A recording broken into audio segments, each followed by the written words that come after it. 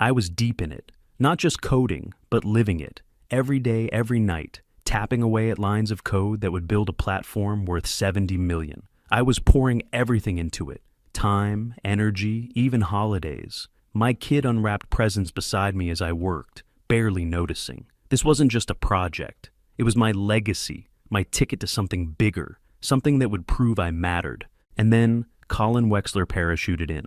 Colin, 27, CEO's kid. No experience, no knowledge, just a silver spoon and an overstuffed ego wrapped in expensive loafers. He walked in, all charm and buzzwords, and took my system like it was a toy he could break without consequence. No meetings, no conversations.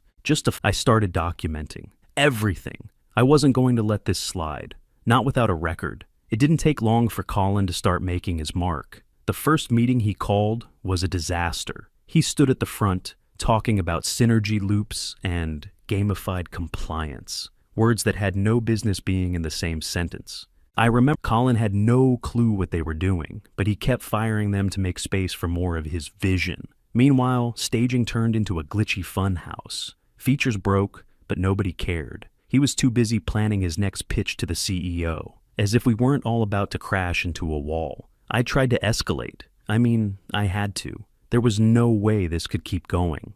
But Marcus, the CTO, just shrugged it off. Ride it out, he said. Keep logs, like I was supposed to stand by while everything burned down and take notes. I told him about the risks, about how Colin didn't understand dependencies, about how his changes could bring down production. He just told me to relax and that Colin's figuring it out. I didn't have the energy for it anymore. There was no one I could go to, no one who would listen. HR wasn't helping either. They came to me and suggested I mentor Colin. I thought I misheard. Mentor the guy who just blew up my entire architecture? I wasn't in the mood for patience, and that's when I realized no one was going to fix this. It was up to me. If I wanted to save anything, I had to do it myself. By the end of the second week, Colin pulled my admin access, just yanked it without a word. He'd routed everything through some private branch of his own, all the data flowing through him like he was in control of the whole damn thing. QA kept flagging errors. Records were getting overwritten with emojis and nonsense. He didn't realize the founding architect keys weren't tied to standard admin level privileges. They were hardware bound, local, and stored offline. Those same credentials were what enabled the emergency override clause. That was it. I couldn't just stand by and watch him blow it all up. So I did what I had to do. I built a backup.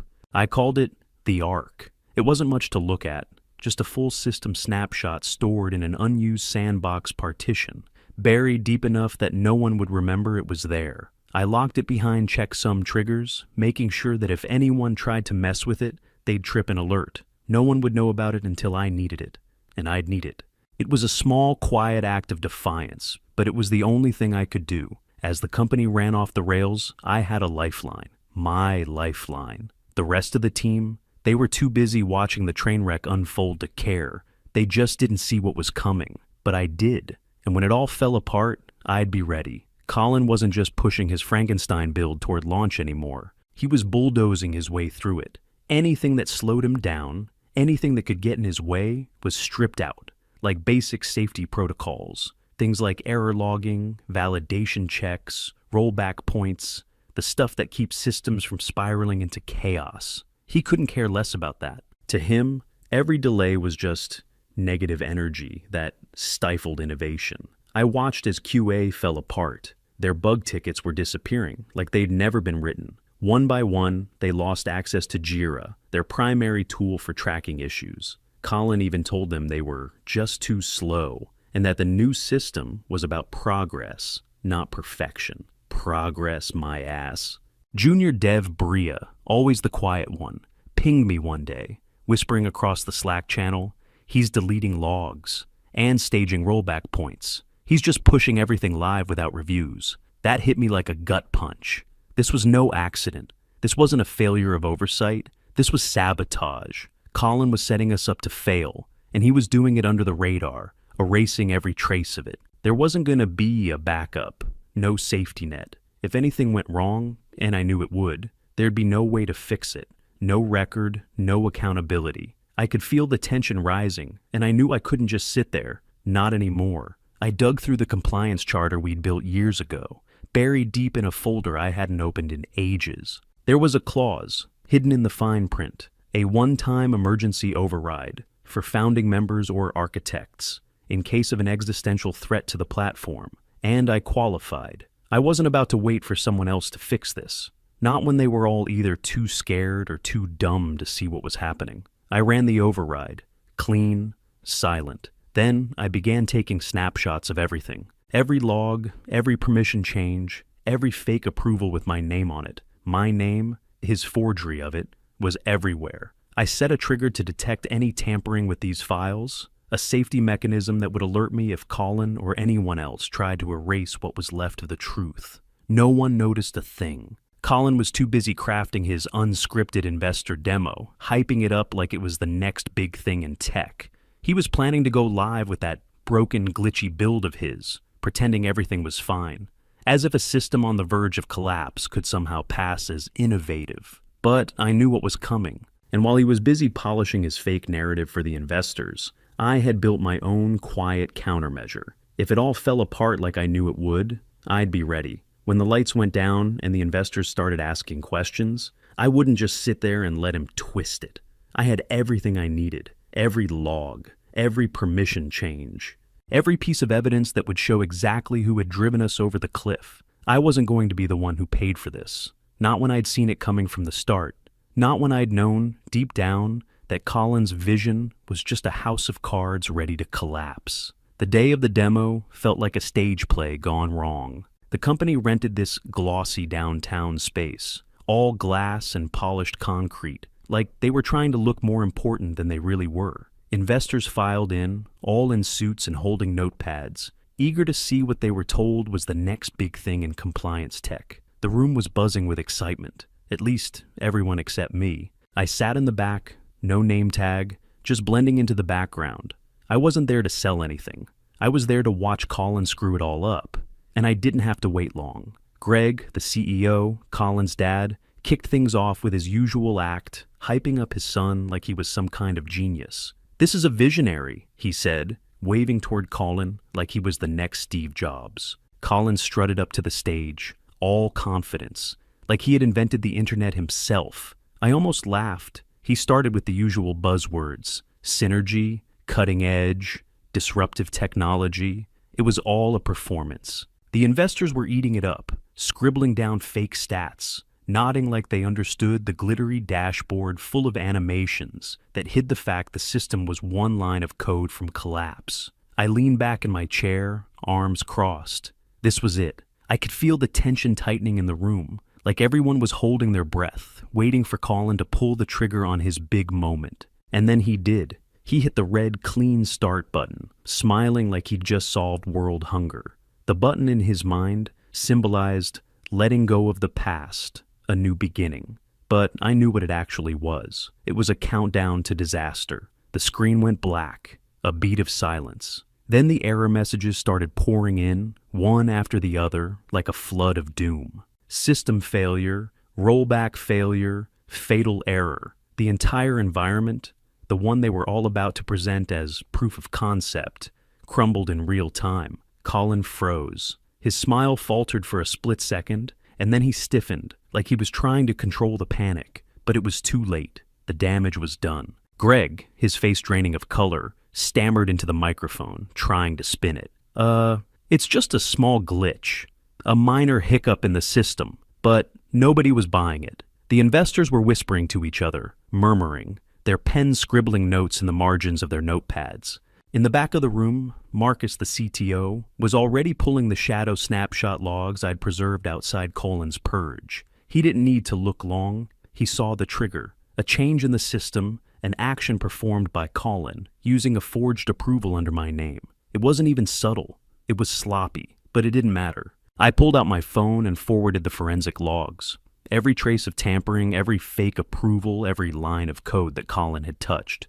To legal and the board. No one noticed. The room was too busy panicking to pay attention to me. The SEC guy in the corner, though, He was already snapping photos, his camera clicking away like he'd just witnessed a train wreck in slow motion. HR left the room without a word, heads down, embarrassed. It was like they were suddenly realizing they'd just been complicit in something bigger than they'd thought. The silence in the room was thick. Not a sound, just the hum of the air conditioning and the frantic typing of the investors as they realized the visionary they'd been sold was just a house of cards. I leaned forward, eyes fixed on Colin, who was still standing frozen on stage, unable to speak. His unscripted moment was turning into a disaster, and for the first time, I felt a flicker of satisfaction. Not because I enjoyed watching him fail, but because this was what I'd known was coming all along. I had seen it in his eyes the day he took control of the platform, seen the recklessness, the stupidity,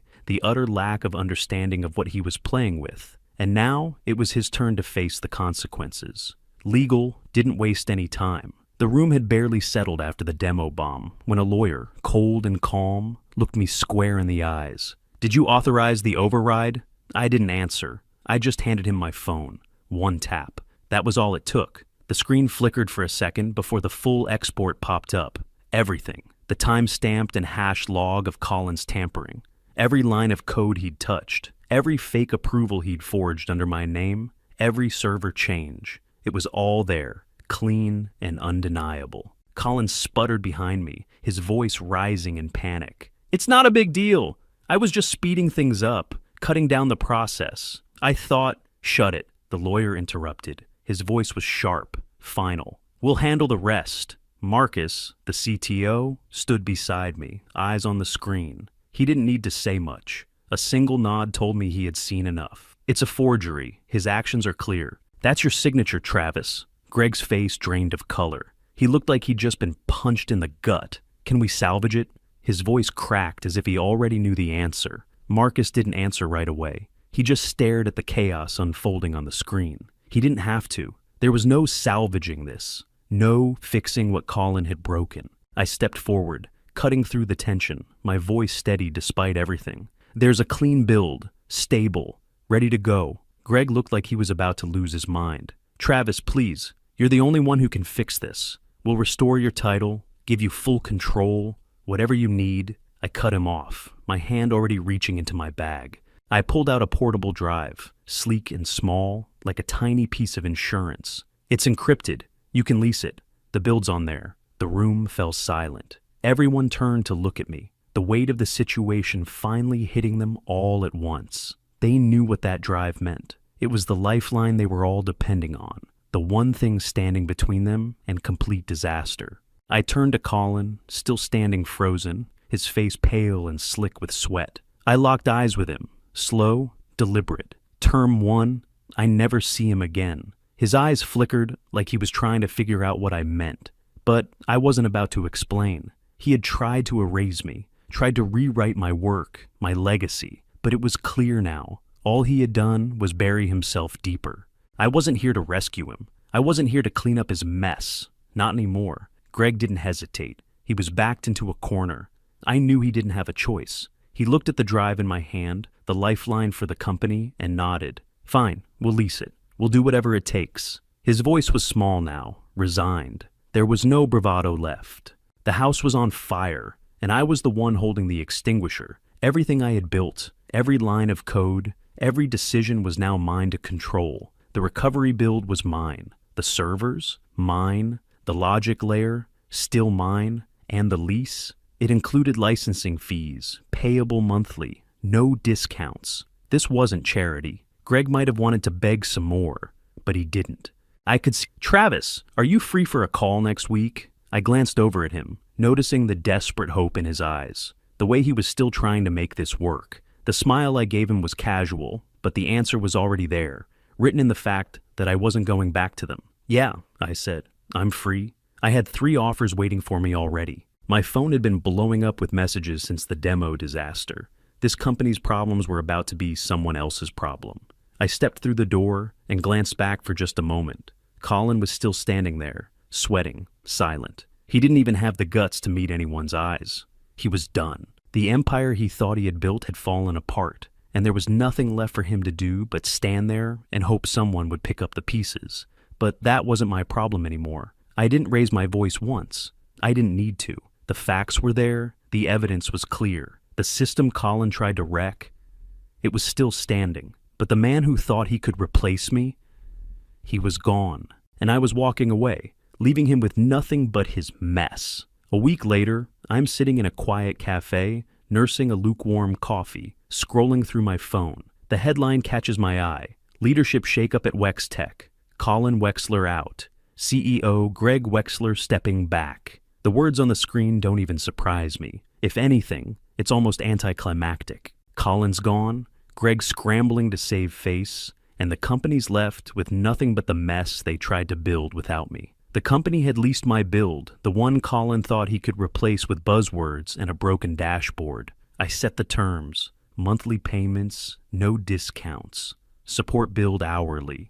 I wasn't here to make friends, and I wasn't here to play nice. This wasn't about helping them. It was about securing something real, something I built, and something they were paying for now. I scroll a bit more, the words almost blurring together. Then a message pops up from Marcus. Just 2 words. You won. I don't reply. I don't need to.